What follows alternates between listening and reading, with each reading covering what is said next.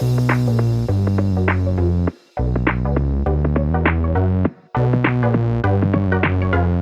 welcome everybody to another episode of the Chris and Dave's Reality Cast. I am one of your hosts, Chris Phelps, and my co-host and very good friend is Mr. Dave Horrocks.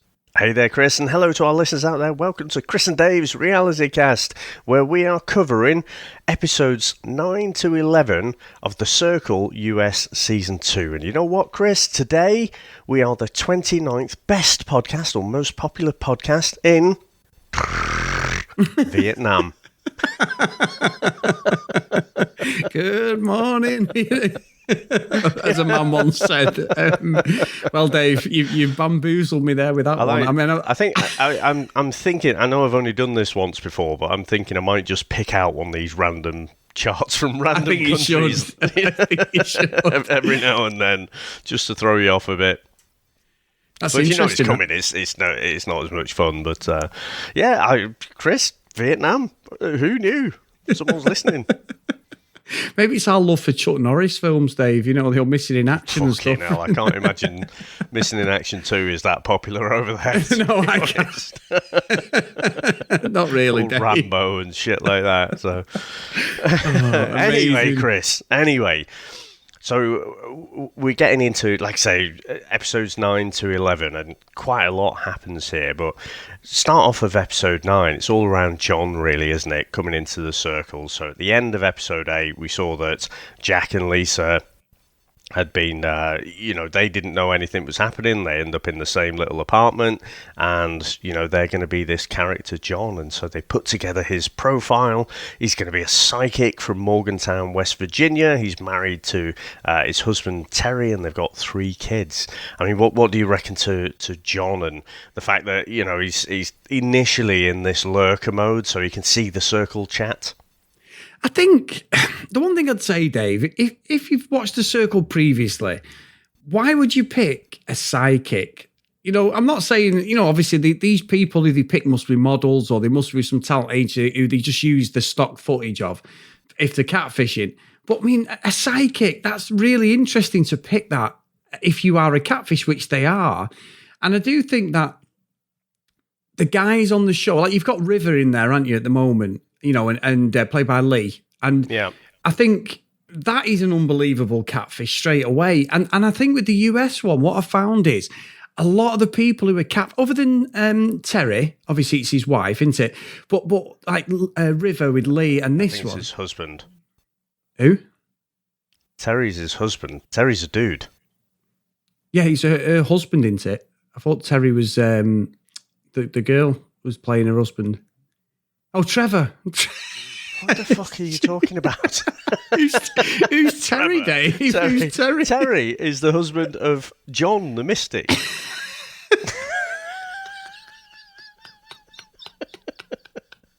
You can't throw out random names and fucking expect me to know what you're talking about. I don't know what I'm talking about. Right, Trevor, Dave, Trevor. Right, that's believable. Right. Sorry, that's believable. Okay, now I've had a drink.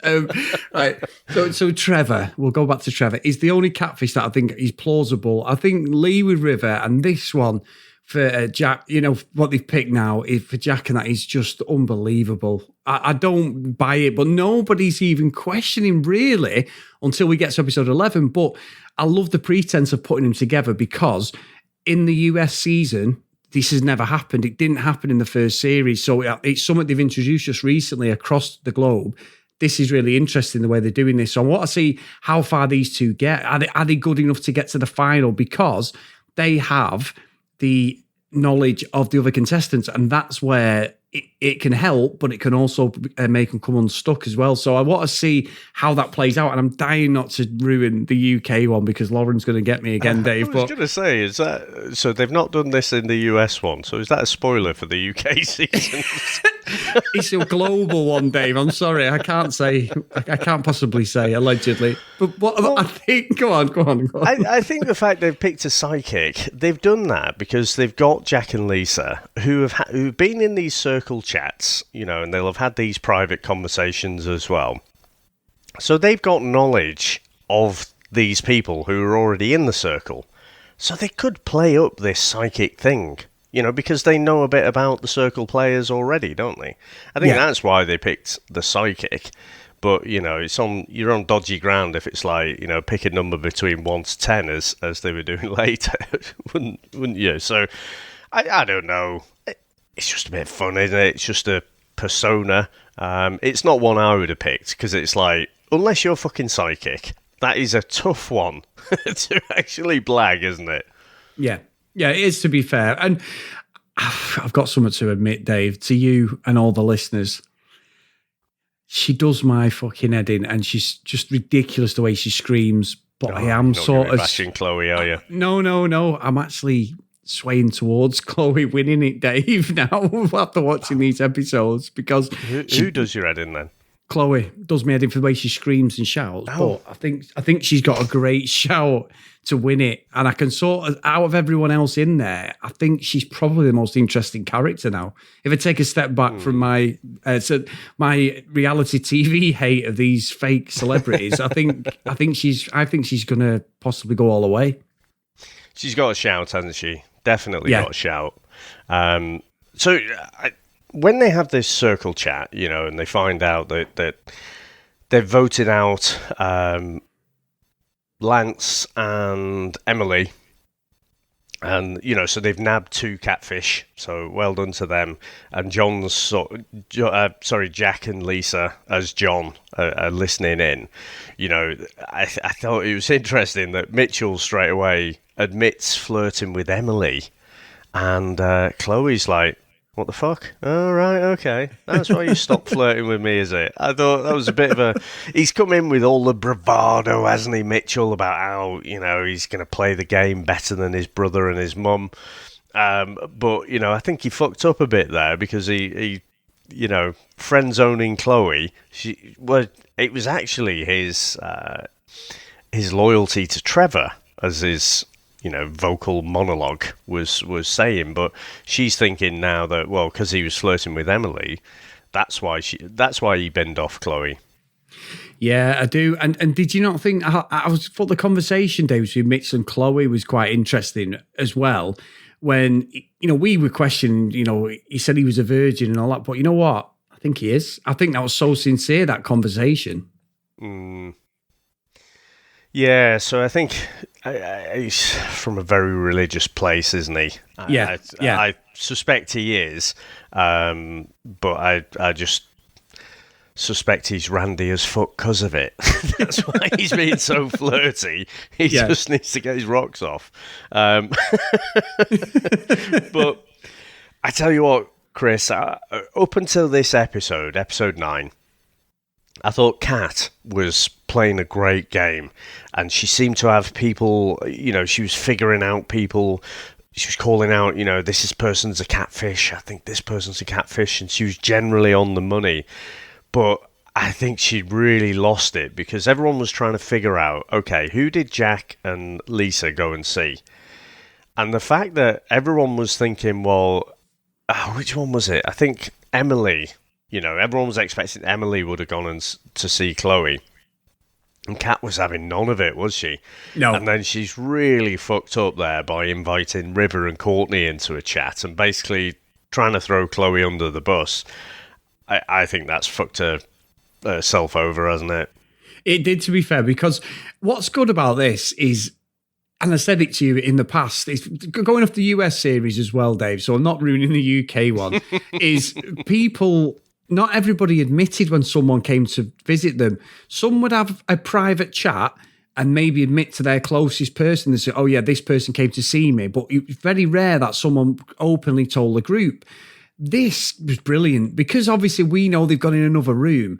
It was great the way that everyone was dead suspicious, like, well, where have they gone to see? Yeah. Someone's lying. And I think, to be fair, nobody has twigged, hang on a minute, maybe they haven't gone to see anybody. And that's what I really like. Whether we're going to get that Kaiser Soze moment when we get to like episode 12, or a little bit of suspicion, I suppose, as the episodes go on here, the 3 that we're reviewing. But I was thinking, you know what? It's genius, because it's created so much doubt. And like you say, Kat had come in. She's obviously seen the show. She knows how to play the game, but she really made a mistake there, because Courtney, not necessarily River, but Courtney, he's been playing the game, Dave, from the start. He knows what to do, and Cat played right into his hands there.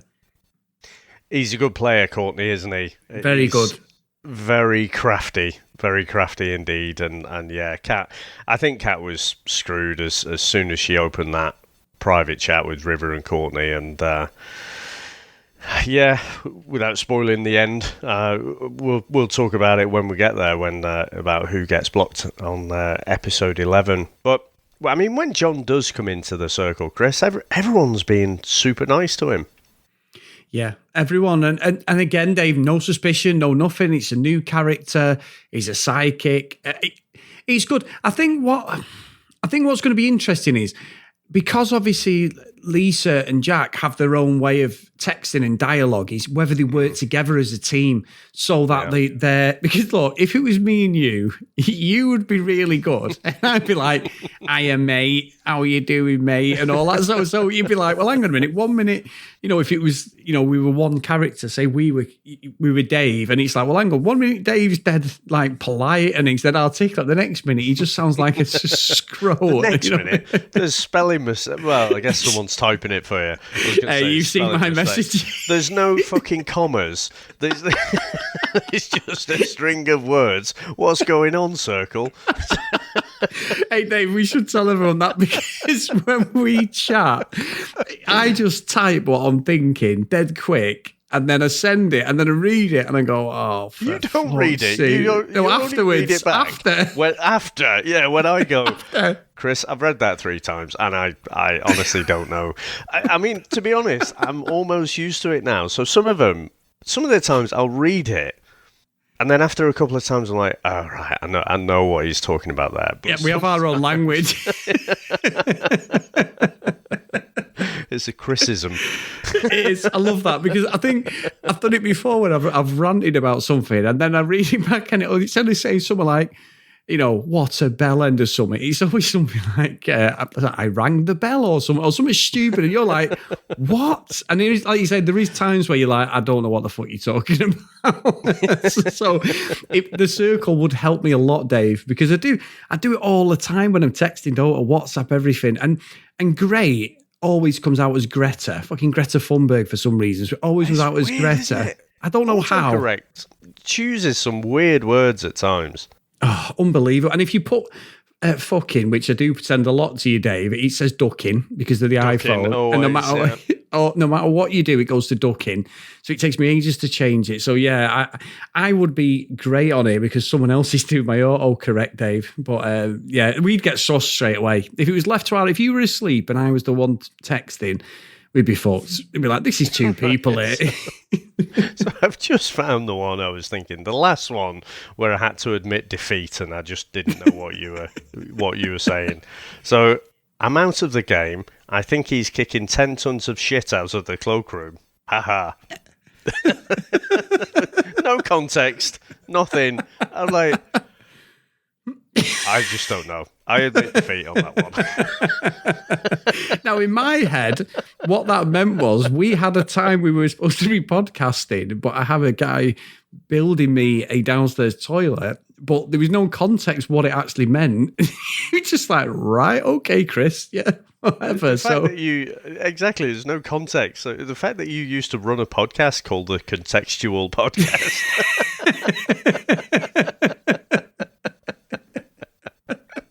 Oh, the irony.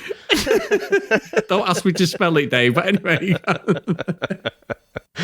But Chris, what did you make to the Geek Chic quiz? I mean, you had a few questions in there, about like the planets and stuff. Obviously, you'd expect John to get that because Jack is an astrophysicist. I thought the thing that would out Trevor was the basketball question. Did you get all 3 players there? Dave, I used to love a bit of the basketball. Yeah, I did actually, but only because I've watched a lot of. I watched The Last Dance with obviously MJ, and it has a lot of old current players, and I have a knowledge of basketball because I used to be really into it. I'm not anymore, so yeah, but that's only because of that, Dave. And when we've been to America, I end up being a fair weather fan and sort of going to support certain players and getting really into it when I'm in the US, like I'm American, and then when I come over, I never watch it, Dave. So yeah. I'm the same with the baseball, actually. So if you're in a sports bar or something like that, and American football, I'll watch a bit over here, but never watch baseball over here. But when you're over there and you're just immersed in it and it's in the season, it's an all right watch. But yeah, it is. So I was just going to say, I thought, though, that would out Trevor. But the fact that River says that Jay-Z has 100 problems when they're trying to do the maths problem, I can't believe more people haven't just said, yeah, he's definitely not the age that he says he is. It's 99 problems, Dave. Yeah. Unless he's counting Beyonce as the 100, Dave. I don't know, but... I don't know. So yeah, I thought that was almost his Jack moment. You know, when Jack did the makeup challenge, I thought that would completely out River, but he seems to have gotten away with it. You know, if you in the following episodes, no one really calls him out properly on that.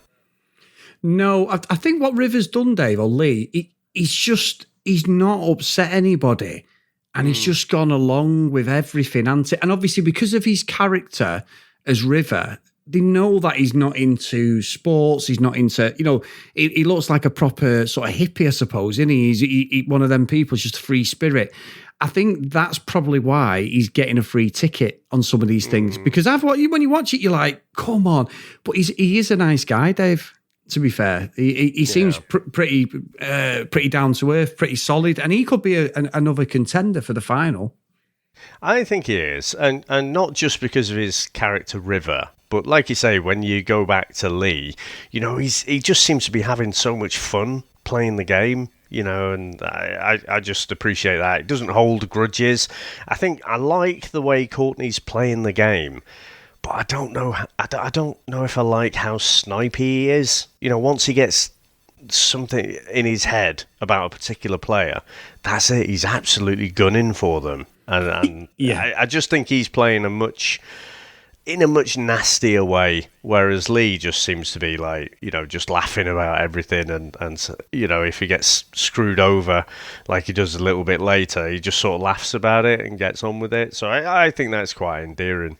I'm glad you said that, though, Dave, about Courtney, because I think it is going to be his demise. And I will say, he always says, like, what a good guy he is, and he's not playing games, and what you see is what you get. And then he does completely the fucking opposite, Dave. So I don't think he's got the memo of, like, are you really sure what you're saying is the same as what you're playing? But it's making for good viewership because he seems to be everybody's sort of friend. But I've got a feeling that might turn, or it might cost him the final. And I don't know how. I don't know. Obviously, we don't know what happens because we're watching this in order, and we will watch it over the next few days because there's only 2 more episodes left. However, I'd be surprised if is it what? Sorry, 1 and a reunion, isn't there? Sorry, but I'd be surprised if he wins it. I must admit. Yeah. I think so. I do think he's playing, like I say, a very tactical game.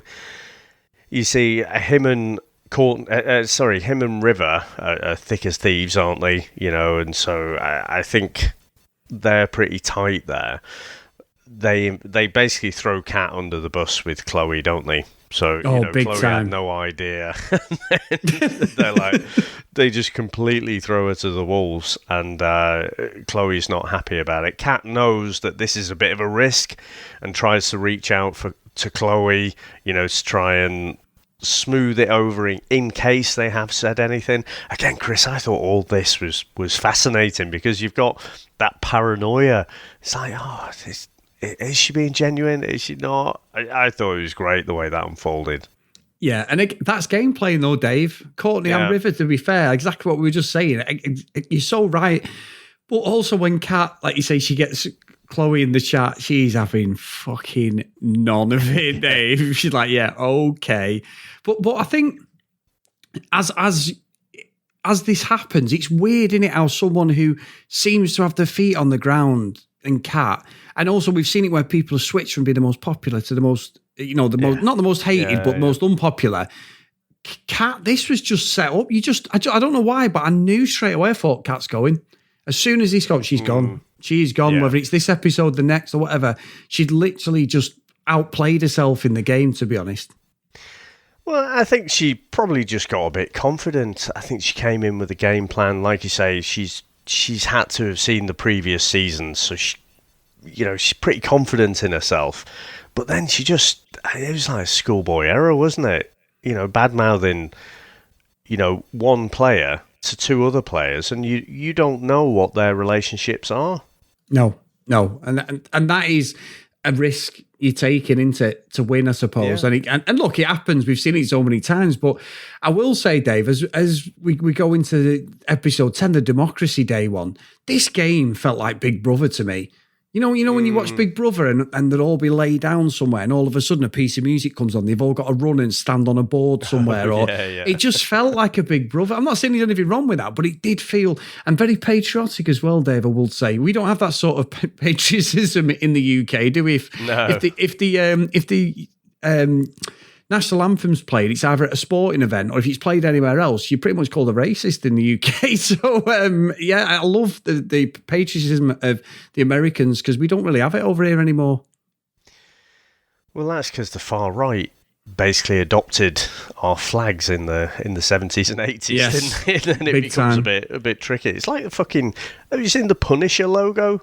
Yes, Marvel's they're trying to get that moved, aren't they? Yeah. Yeah, it's like, fuck's sake, all these far-right groups starting to use it. It's like, fuck off, he's a comic book character. And a good one as well. And it's a fucking good logo, and I was looking at tattoos of those, so, now, I'm fucking glad I haven't now, but yeah, no, I agree, though, about the patriotism. It was always not a surprise, that's not quite the right word, but it was always kind of refreshing whenever I went across to the US, when you seen the flags and everything. It's like, oh, look, they're proud of it. Whereas we're like, basically, unless there's a football tournament or something like that, you don't see them in England, do you? No, and look, I'm going to tell you a little story now, Dave. One of Chris's stories. So when we went to Vegas in 2012, and I absolutely love America. I want to live there. I've wanted to live there since I was a kid. Fascination with the whole place, cars, everything. Just, I can't explain it. It's just something. I read an article, I think I've said it before, I was 17 at work. There's an article about me, and I was talking about America then, like New York, Chicago. I don't necessarily think I'd said Vegas, but it was always on the radar. Always been fascinated by it. And when we went to Vegas the first time, we're at the Bellagio fountains, and obviously every half hour, from about 10 in the morning, we have different songs on. So you've got Frank Sinatra. I got videos from when we went in 2018. Michael Jackson was on. I think it was Beat It and everything. But one song, fuck you, you're just going to be like, you are such a fair weather fan. But I'll be honest with you, David, I can't explain it, but I have a little bit of patriotism towards the US, right? And I can't explain it because of my love. I would happily become a US citizen. This could be people slating me here and everything. But no, well, probably not, no. Hey, Dave, I could become the president. You know what I mean? No, okay. Right, so anyway, we stood at the Bellagio fountains and me and Sam were there and we're like, we're waiting for it to come on, and it's like comes on every half hour and every 15 minutes at peak times. And this song comes on, right? And all these Americans stood there and were just like putting their hands, on the chest. It wasn't national anthem, it was Lee Greenwood, I'm proud to be an American, which I've got on my YouTube channel. I may have put my hand on my chest, Dave. Oh, like I was a fucking... What the fuck? I just got overcome, Dave. I was even fucking listening to shit fucking songs like Bryan Adams' Summer of '69, which I hated when we did it in the band. And there was stuff like that. Great song. It's fucking rubbish. Yeah, try singing it, Dave. Fucking rubbish song, that, right? But when I was there... that's why you don't That's why, yeah. It is terrible shit. to sing. Oh, it's awful to sing. Yeah. That key change in the middle, Dave, man, we were killing time. Anyway, that's why I don't do it now. But I did, Dave. I've got to hold my hands up and say I did get a little bit carried away and became quite patriotic for a country that I've never was born in and only visited once at the time. But there you go. You know what I think it is, Chris? For us Gen Xers, I think when you're growing up and you're seeing all the American TV in the 80s, things like The Fall Guy, A-Team, Even the Incredible Hulk. Although I know you shit scared of it, but Why did you bring that up? but for you, like Cannonball Run. You know, you're watching all these TV shows and movies, and America's just so much. It's a different world entirely, isn't it, from growing up in the north of England? You know, so I think most people growing up, I think, have a bit of a love for the US, and it's born out of, you know, watching these fantastic TV shows and movies and stuff. Or, you know, when you're a kid watching these things, when we go back and watch them for the VHS Strikes Back, you're like, whoa, that's fucking wrong. Well, Dave, we're about to review Police Academy, so there you go. I'm watching that my tonight. God. I've only watched it. Oh, my God. But yeah, but no, you're right. I can't explain it. So when I see this, I am quite envious because we don't have that patriotism in the UK. We just don't. And you're right. We can't display the Union Jack anymore because of the far right, the left wing, not the far right, the left wing, horrible racist the right wing. The right wing, whichever, left wing, right wing, Dave, whatever way you do it, it's 4-4. I think you're on the ground. You're not sure about it, right? Yeah, just a little bit. But anyway, it's 4-4 fucking 2, Dave, as Mike Bassett said. But either way, we can't. So I do. So when they do games like this, I'm quite envious. I always think it's nice because everybody is patriotic to the flag. It doesn't matter who is the president, whatever. You're patriotic to the country. So we are just not in the UK. If you hear that God Save the Queen when we're actually watching the football, all everyone's doing in the UK is looking to see who actually knows the lyrics. No one's there going, oh, these are the patriotic. You're looking on who knows the song, and you get loads of footy players who don't even know it. Yeah, and you know, if you hear that on the streets, you're looking out for a chair fucking flying through the air towards your head, aren't you? Or a glass, because the fucking hooligans are on their way. Those are the only patriots. Well, actually, I don't think you were in the band. It was before you was in the band, but we did it at a gig. And I think I've told you this one when we were all there set up. And this guy's like, "You getting changed, lads?" We're like, "No, we're here as we are. Adidas trainers, fucking cheapo Primark jeans on and that." He's like, "All right." And we stood there setting up next minute. We heard this crackling of a record and the national anthem come on. We were in an ex-serviceman's and everybody stood up watching us, Dave. And we were in a line like footballers, like sweating, didn't know the words properly or anything. I'm like, oh, and everyone was watching us. Oh, it wasn't the best. But yeah, anyway, completely nothing to do with the circle, but there you go. No. So let me think. Right. So, you know what I would say about Chloe? You know, you say you warm into her now, and yeah, but the laughing and stuff puts you off a bit. She ain't that smart. You know, I think on her introduction she said like, "Oh yeah, America and England and Britain. I don't think they've had any wars or anything." It's like, so she's not. Let me say that well educated. It seems. I think I'm on safe ground there, aren't I? Yeah. But she does seem remarkably intuitive as well. So she doesn't, you know, I think she does read people and you know, she can figure out situations. Like with the cat thing, you know, and she's sort of, for me, Cat did that damage limitation. I thought the words she said, I thought were pretty good, but Chloe could see straight through it. And another one, I think, is Mitchell. I think I said in the last episode, apart from when there's a pretty face involved, I think, you know, or, you know, he's having a bit of a bromance. But with some other things, I think he's quite intuitive. And he's the one who actually tells Kat that Courtney's the Joker. Yes. And you've not seen, obviously, you've mentioned his brother. What I would say about Mitchell and his brother, Dave, everything that went on or that's gone on so far, Mitchell and his brother in the first series on the money, read people so well, you know, like saying that's a guy that's a, you know, stuff like that. And you're like, how have you come up with that? Very clever at reading the room. So I think Mitchell's the same, Dave, got a real good intuition that he reads the room really well. The fact that he's the only one who thought Courtney is the Joker, which he was, he's good. He's read that really well. Yeah. And I tell you what, Chris, now that the players, you know, we're like I say, the next episode we'll cover will be episode 12, and that'll be the final. And it is getting more and more interesting. So when there were more players, and they were new, everyone was sort of playing nice, and it was obvious to likes of Bryant, he was going to be the first one to go. But now it's getting a bit Game of Thrones because, basically Trevor's chatting to Courtney, and again, straight away, he's throwing Kat under the bus there. And that, Kat was trying to get Chloe to be blocked, and Courtney was not holding up. Trevor was one of the OGs, and he obviously feels like he's on safe ground there.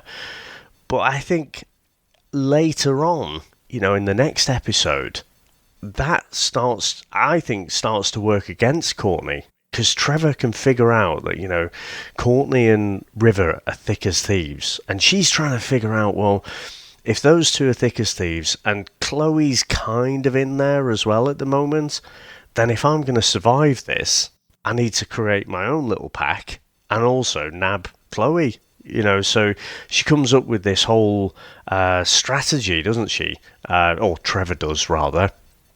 The woman playing Trevor, whose name I can't remember, but Me too. Comes up with it. Basically, recruits Mitchell. And Mitchell, I can't imagine planning is his best trait. I think he is intuitive, as I was just saying. But Trevor spelled it out. This is how it's got to be. This is what we've got to do to break that kind of alliance between River, Courtney, and Chloe, and then get them over more to our side. Good game playing though, Dave, and considering nobody's Really met good. each other. I'm so glad that you bought into this series, because that's what I like about the Circle. It's the fact that nobody sees anyone face to face. You're relying on text messages that are either fake or they're hidden behind a catfish. It's so good. And it's also good when somebody has got people like Mitchell has, and his brother had in the last series. They've got people weighed up like that, and what they're saying is what we're thinking, because we can see who is who. I think people like that deserve a round of applause, because it makes a Circle. And when you get people saying, well, I think that person's genuine, and full well it's not, I'm like, oh my God, you've read that completely wrong. So I love that. Trevor's done it a couple of times with Emily. I think she said, didn't she? Obviously Trevor's a catfish, but he's like, oh no, Emily's definitely who she says she is and stuff like that. And he's like, no, she's not, so yeah. Really good. I think really Mitchell, good. Before the whole makeup thing, Mitchell was like, yeah, Emily's totally who she says she is. And yeah. He's like, no, stop looking at the profile picture.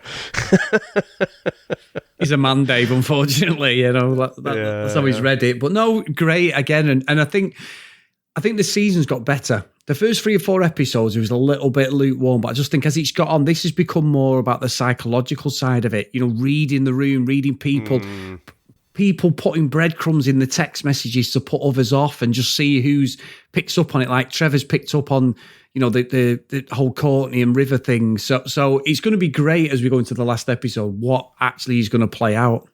Yeah. I tell you what was another interesting game, because I do think the makeup challenge was brilliant, to basically see if the catfish, certainly the guys who are playing as girls, kind of weed them out or potentially put them in a uncompromising position.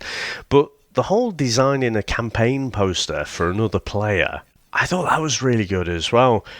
But the fact that they did it in such a way, so take River, right? He or Lee playing River, he had to do a poster for John, and then he sort of got into the head of River. He put a little rainbow on there, a little rainbow heart and stuff, so people know it's River because he loves his rainbows and stuff. And when it flashes up on the screen, everyone's like, "Oh yeah, River's totally done that." I think that's really impressive, because again, I try and think about it. If you try and do it yourself, it's like, well, I don't know what fucking a 20-year-old kid would fucking put up, So no, I thought the campaign poster challenge was pretty good as well. So if we look at the ratings, Dave, and this, to be fair, this is why I sort of see the thing with Chloe now, and I see that she's playing the game, but like you said, I don't necessarily think she's doing it right. She's just being herself, and she's come top again of another chart. another ratings thing. It's not a coincidence. There's been at least 3 of the last 4. She's been top. But we're talking about Kat shooting herself in the foot, Dave, and straight away she's 6th. And she... You fucking arseholes. So I think Kat knew she was on her way out there completely. But I do think, again, Dave, Chloe, it's for me, I'm going to be really surprised if she doesn't take home the victory. Yeah, no, I agree. I think she's done well, like I say, and she is intuitive. But I do find her endearing. You know, like you say, maybe all the screaming is a bit over the top. But she just seems like someone who puts wears their heart on their sleeve. And so, but I mean, her and Trevor are the 2 top influencers, aren't they? Or the top 2. Yes. And they become influencers in this one. And so some of that back and forth was quite interesting, because again, we've seen, like when Emily was an influencer, she just wasn't getting off the fence with anything, was she? And it's interesting when they go through all of the different characters. And I think, to be honest, again, I mentioned about Trevor realising, that Courtney, was going after Kat and for throwing Chloe under the bus. But then, I think Chloe shows her hand a bit here to Trevor. They're talking about, Trevor's putting a bit of doubt in Chloe's mind about River. Chloe sticks up for River. She's part of their gang at the minute. But then you can see these divides coming, can't you? Because you got Trevor, he's defending Mitchell. Trevor's also defending Kat. And, that back and forth had all gone into, Kat being the one to be blocked from the circle. But I do think that Chloe gave away, what Trevor's strategy had to be. I think Trevor, had to be intuitive enough to figure out what was going on there. And then I think it's from there she comes up with this plan, with Mitchell to basically disband that little group. Yeah, but I mean, Dave, I think it's too little too late though now. I think that's it's great that Trevor's picked up on that, or, the lady who plays Trevor, but I think as well that it's just too late. It's too late. I know, obviously, we're seeing it in episodes, and it's not like they're filming this and go, right, we're now on episode 11 or 12, guys. It's just filmed, and then they cut it as the game just naturally runs its course. But I will say that you're right, Chloe had to do that, but I also think as we go into sort of like the final episode we're reviewing today is the decision was made. Kat has just messed herself up. Now, I don't know if it's something somewhere, and I find it difficult. So you watch Big Brother and you see people, or even The Bachelor, Bachelorette, you see the people on the outside who have a really bad run. They either come across as complete bellends. You remember the guy who had a pop at Claire, that fucking guy who was an absolute wank, Yosef, and then he tried to say it was editing, and it wasn't. He was just a prick.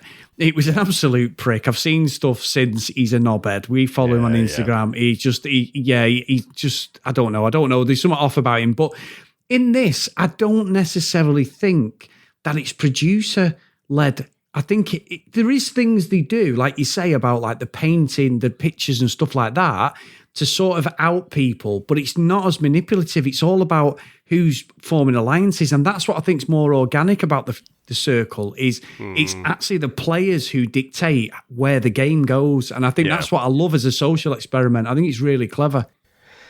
Yeah, and again, I think I just like the fact that it is a game and everyone knows the rules. You don't end up with this ridiculousness of, say, The Bachelor or even Love Island, Chris, or any other of these reality dating shows where it's like, I don't think this person is here for the right reasons. None of you fuckers are there for the right reasons. Stop being a massive hypocrite. And they're all fucking game players, but it's like, I'm here for the right reasons. Fuck off. So you don't get any of that kind of manipulative behaviour. And so this is just us watching a game, and so you don't think you as the audience are being manipulated as such, and what you're seeing is completely fake. I think the one thing I would say, there's a heavy bit of editing going on, isn't it? Isn't there? Because when they come up with some of their responses, sometimes, Chris, I see a player and they're in a position, where they're like, oh God, how do I respond to that? And then they come out with an absolute brilliant response. And I'm like, under pressure, I wouldn't have been able to come up with that, I don't think. But I think they probably take a little bit longer. They don't respond straight away. They probably edited that so they, it looks like they're responding straight away. It's funny, you know what? That's a great point, because when I've watched it, and there is times where, so like what happened with Jack as Emily, there was conversations there straight away about the makeup thing and that. And when you watch it, I'm thinking, is he responding straight away? Or is it like, give me 5 minutes? Is that what they say? Because like you say, they're going to edit the response. So to me, you and the audience, it looks like it's going back to them within 10 seconds. But that isn't sometimes. I would probably be one of the worst or the best contestants on this, because you would be good at articulating yourself, because you would take a step back and go, hang on, why have they said that? Whereas I would just react and go, fuck you, or whatever. And I'd react and then go, oh, I've just been played. I'd probably get exposed straight away if I was trying to be a catfish. But so I think that is a great point. It's about how you play the game. If you play it reactive, which is in my nature to just be a bellend and jump in there feet first, then I probably would get exposed. Whereas I think someone like yourself, you would play it cooler. You would think, hang on, what's that about? You know what I mean? Like you'd actually read the question, whereas I wouldn't. I just dive in there. I think together we even each other out, though, because sometimes, I mean, we get the Circle Awards, don't we? Which is a bit like the Academy Awards kind of thing. And, I mean, you see the difference. So different players get different awards, don't they? Chloe gets Sexiest Player. A Comedy Award goes to Courtney. Didn't quite understand that one, to be honest. But no. Best Performance Award goes to Mitchell, and he doesn't like that at all. And he puts out like a bit of a half jest response, but not really. You could tell he was wounded from that. But when the Lifetime Achievement Award for Kissing Ass goes to Mitchell and River as well, you can see Lee is just laughing, and he's like, oh, that's brilliant, and sends a message to that effect. Whereas Mitchell, like, he just, at that point, he is offended and he gets defensive about it. I think sometimes I can do that. If someone's absolutely give me a kick square in the balls, but on whatever platform, sometimes I don't react that well, to be honest. So and you can do. Yeah. So you almost like, you're one of two ends of the scale. I am. I'm never in the middle. There's no middle ground. You're either like fucking size 9s jumping right in there, or you come up with a Circle like very diplomatic response. So yeah. I think we'd even each other out. I think it depends what mood I'm in, doesn't it, Dave? If someone's gone for me and I'm like, I'm not having that, then it's a full-on scale argument battle. But if I'm not that bothered and I sort of go, actually, they're right, then yeah, you're right. I'll be very diplomatic. As you know, I am usually our PR guru, aren't I, when we have these sort of situations. I don't know how I'm good at that, but I am pretty good at diffusing that. But you are, definitely. If someone comes to personally go for me, then yeah, I'm rolling the sleeves up, Dave, and we're going into battle. Yeah. And then Horrocks goes into the hedge, Homer Simpson style, and goes, nothing to do with me. It wasn't me. I love that. I love that's some of your some of your more on this end of the scale, which is more emotive than usually. That's when Homer Simpson comes out and I'm backing into the hedge. It's like, I love that. I love it. Every time if someone's had a go for us and they've had specifically had a go, you always send me that Homer Simpson one. It's hilarious. It's not like you're on your own there, kid. Go on, yeah. Yeah, I'm not playing in this one. So Chris, we've just got the final to go now. What are your predictions? I think it's going to be Chloe, Dave. I think Chloe's going to win it. And then I think Courtney might get second, but I think River or Trevor. I'd probably want Trevor to win the whole thing because I think she's played it really well. And it's so bad that I can't remember her name, so I apologise, everyone, if you're screaming at us. But I do think that Chloe's going to win it. I do. I just think I can't see any other result at the moment. Yeah, I can't either. And I think Trevor's roll of the dice was really to try and get Mitchell on side and then, try and get him to build a relationship with Chloe, which I think he's done a decent job at. But then, get Chloe to turn against Courtney and River. But as you said, I think it's probably a little bit too late. Just going back to episode 1 notes, so Delisa is her name. Right, I apologise. Who's playing Trevor. Oh no, there's that many reality shows, Chris, that many names and these nonsense celebrities. You just sort of put it into your short-term memory, don't you? And then you sort of move on to the next show. But no, I agree about Chloe. I think River's got a good shout to be in second place. I think Trevor could have been up there, but she's kind of gone head-to-head with, River, Courtney and Chloe. So I think even that, well, it's more River and Courtney, I think. Chloe's still got the goo-goo eyes for Trevor, hasn't she? So I just don't think she'll be able to split that pair up and she'll end up on the rough end of it. Especially now Mitchell is all kind of emotional and he's feeling a bit butthurt over his Lifetime Achievement Award for kissing. and we're talking about autocorrect. Kissing gas.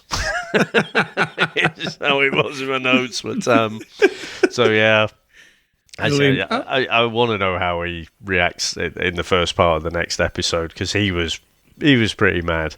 He looked pretty good. He looked good in that full gear, Dave, with the red carpets and that. They all look good, to be fair. But yeah, brilliant. And I will say, Dave, just a little segue off as we come towards the end is I want to thank Lauren because I read that email again, Dave, and it's brilliant. It is brilliant. It is pure Circle. She has actually turned me slightly towards Chloe, even though she is annoying. But I do think she probably deserves Chloe. Yeah, Chloe. Not Laurel. Not Lauren. No, Lauren. Don't send me another email, please. You said Loza, didn't you? Oh, Loza. No. I'm calling her Lauren now, Dave. Even if she's going to call me Christopher. So yeah, Loza. No, that was you. That, by the way, Dave, not me. But what I would say, no, you just called her Loza. I've not called her Loza today. Oh, right. Okay. I'm definitely Homer in that one. But no, it was a brilliant email. It made me laugh, to be fair. But as Lauren is on our Patreon, Dave, big thanks to her again. Patreon.com, good segue that, wasn't it? /CD Reality Cast. If you want to support us, big thanks to Lucky Lulu Green and Kent Gustafsson as well.